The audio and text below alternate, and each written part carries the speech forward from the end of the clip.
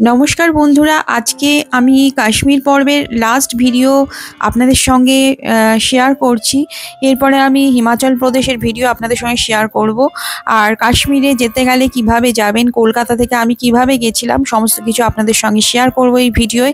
আমি আশা করছি এই ভিডিও আপনাদের সাহায্য করবে কাশ্মীরে সহজভাবে যাওয়া, ঘোরা, বেড়ানো সমস্ত কিছু করবার জন্য। আমি যেহেতু কলকাতা থেকে গিয়েছিলাম কাশ্মীরে, তো কিভাবে গেছিলাম, কত উপায়ে যাওয়া যায়, কত রকম ভাবে যাওয়া যায়, কতটা সস্তায় যাওয়া যায়, এই সমস্ত এই ভিডিওতে আপনাদের সঙ্গে আলোচনা করব।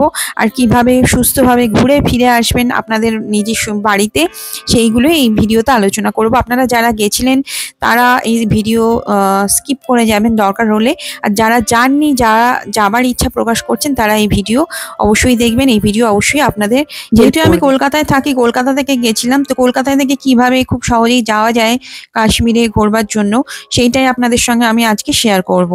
আপনারা যেখানে যেখানে থাকেন সেইখানের জায়গা থেকে কিভাবে যাওয়া যায় সেই সুবিধাগুলো একটু গুগল সার্চ করে জেনে নেবেন। তো শুরু করা যাক ভিডিওটা। কাশ্মীরে ঘুরতে গেলে প্রথমে আপনাকে শ্রীনগর যেতে হবে। তো আমি যেভাবে শ্রীনগর গেছিলাম সেটা বলি। আমি গেছিলাম কলকাতা থেকে রাজধানী এক্সপ্রেস ধরে। পরের দিন সকালবেলা সকাল 9:30টার সময় আমাদের নিউ দিল্লি স্টেশনে নামিয়ে দিয়েছিল। আমি নিউ দিল্লি স্টেশন থেকে দিল্লির সরাই রোহিলা স্টেশনে চলে গেছিলাম। এটা একটা ছোট্ট স্টেশন, যেখান থেকে সেদিন রাত্রেবেলা জম্মু যাওয়ার জন্য একটা ট্রেন ছিল, দুরন্ত সুপারফাস্ট এক্সপ্রেস। সেই ট্রেনটায় আমি সকাল 7টায় পৌঁছেছিলাম জম্মুতে। রাত্রি 10টায়, 10:30টার সময় ছেড়েছিল দুরন্ত এক্সপ্রেস সরাই রোহিলা দিল্লি স্টেশন, সরাই রোহিলা থেকে। সেখান থেকে আমি পরের দিন সকালে জম্মু পৌঁছই সকাল 7:30টার সময়। এরপরে আমার বৈষ্ণোদেবী যাওয়ার ছিল। সেই জম্মু স্টেশন থেকে একটা ট্যাক্সি বুক করে আমি চলে যাই কাটরা, 0.5 ঘন্টার রাস্তা। এবং কাটরায় গিয়ে বিশ্রাম নিয়ে, হোটেলে বিশ্রাম নিয়ে আমরা সকালবেলা চান ধ্যান করে আমরা বেরিয়ে পড়ি বৈষ্ণোদেবী দেখতে। পরের দিন সকালবেলা আমরা চলে যাই পেহেলগাঁওয়ের উদ্দেশ্যে। আর কাটরা থেকে পেহেলগাঁও 7 ঘন্টা লাগে। রাস্তা খুবই ভালো, কোনো রাস্তা খারাপ নেই। আর শ্রীনগরে যাওয়ার জন্য আরও অনেক রাস্তা রয়েছে। আপনি যদি কলকাতা থেকে যান তাহলে আপনি ডাইরেক্ট ট্রেন আছে জম্মু তাওয়াই এক্সপ্রেস, তো সেই ট্রেন ধরতে পারেন। তাতে 2 দিন আপনাকে ট্রেনে থাকতে হবে, কিন্তু ট্রেনের ভাড়া কম আছে। আপনি স্লিপার ক্লাস বা সেকেন্ড ক্লাস বা ফার্স্ট ক্লাস যেই ক্লাসেই যান, কিন্তু 2 দিন আপনাকে ট্রাভেল করতে হবে। 2 দিন বাদে 3 দিনের দিন আপনি জম্মু পৌঁছবেন। সেখান থেকে 8 থেকে 9 ঘন্টার জার্নি করে আপনি শ্রীনগর যাবেন। ট্যাক্সিতে বা বাসে করে আপনি শ্রীনগর যেতে পারেন, অথবা জম্মু থেকে আপনি পেহেলগাঁও যেতে পারেন, সেটাও 7-8 ঘন্টার রাস্তা। এছাড়া আরও একটা উপায় আছে, সেটা হচ্ছে সবথেকে ইজিয়েস্ট এবং সবথেকে তাড়াতাড়ি যাওয়া যায়, কিন্তু সেটা কিন্তু এক্সপেন্সিভ। সেটা একমাত্র ফ্লাইট। কলকাতা থেকে ডাইরেক্ট ফ্লাইট আছে শ্রীনগরের। সেটার ভাড়া 23 থেকে 25,000 টাকার মধ্যে পার হেড পড়ে। আপনি যদি এই টাকাটা দিতে রাজি থাকেন তাহলে ঘন্টা 4-এর মধ্যেই আপনি শ্রীনগর পৌঁছে যেতে পারেন কলকাতা থেকে।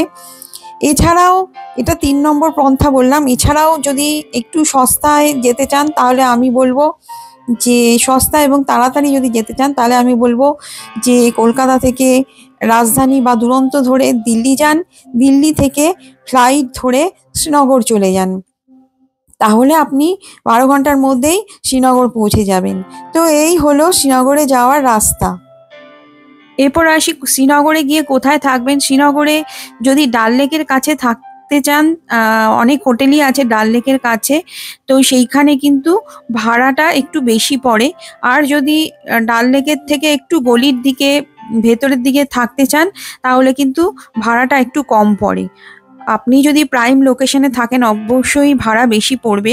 ডাল লেক থেকে ওয়াকিং ডিস্টেন্স যদি থাকে বা ডাল লেকের সামনের হোটেলগুলো অবশ্যই ভাড়া বেশি পড়ে। এছাড়া শ্রীনগরের রাজবাগ এলাকায়ও প্রচুর ভালো ভালো হোটেল রয়েছে।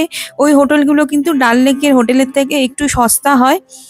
তো আর শিকারা রাইড করবেন যখন, অবশ্যই শিকারার অনেক বার্গেনিং করে নেবেন বা অনেক দরদাম করে নেবেন। শিকারায় চড়বার সময় প্রচুর ভুলভাল ওরা দাম বলে, যারা শিকারার ওনার।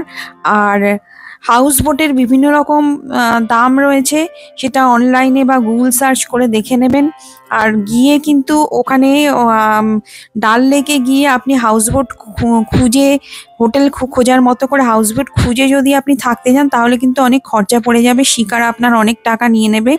সেই জন্য অনলাইনে ভালো রিভিউ দেখে হাউস বোট আগে থাকতে বুক করে যাবেন, 1 নাইট বা 2 নাইট যদি থাকেন, এবং হাউস বোটের সুবিধা অনুযায়ী এবং রিভিউ দেখে হাউস বোট বুক করে নেবেন।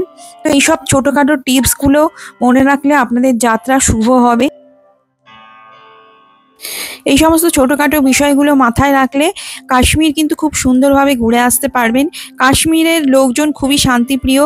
এখানে কিন্তু কোনো রকম অশান্তি বা ট্যুরিস্টদের ওপর কোনো রকম অত্যাচার আমি দেখিনি।